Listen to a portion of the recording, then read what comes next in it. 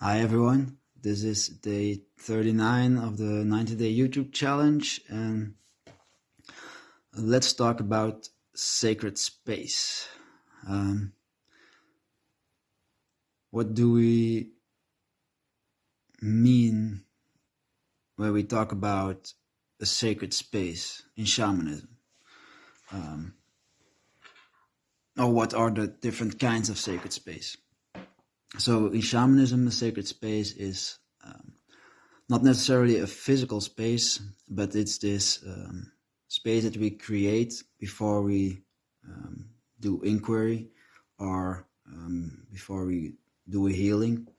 And we create a sacred space by invoking the four directions, and it depends which method you use from what type of shamanism. They all differ a bit, but the basic principle is the same. So we call on the four directions, or we call on onto power animals. Each direction is associated with an animal. Also, this is depending on what type of shamanism you do, from where it comes. In South America, you have different animals than you have in the Siberian shamanism, for example. So, but calling onto the four directions is one standard thing that I've seen come back in every tradition.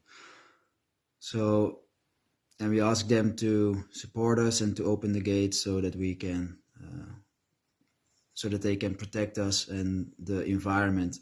So we are protected from any negative energies or entities or everything that's not that can interfere with the healing or with the inquiry and has not the highest benefits for us. So it's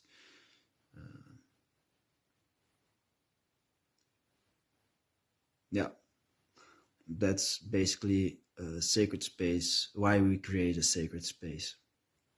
This way we can see clearly and we can do a healing more thoroughly without interference. There is also when we talk about physical sacred spaces, you do have some physical sacred spaces. You have a lot of them all around the world. You can think about the large temples or pyramids, or the pyramids in Machu Picchu, for example, but also those in Egypt. Also, just things like churches and other temples.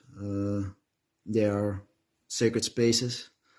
When you go in them, you can feel, or if you are sensitive, you can feel that the energy is much higher there. Mostly because of the repetition of for example, prayer and spiritual ceremonies and stuff like that. When you do a lot of spiritual work in the same place, the energy gets higher and higher, and it stays in that place. So this becomes, you can create a sacred space this way to a physical sacred space. Also, some of these sacred spaces, like the pyramids, for example, they are built on specific areas where the energy is higher from itself, from the earth, because of ley lines, for example, which cross, and they have the right setup to be a power place, power plant. So this is also a form of a sacred space. These are all places that we can use for healing and inquiry.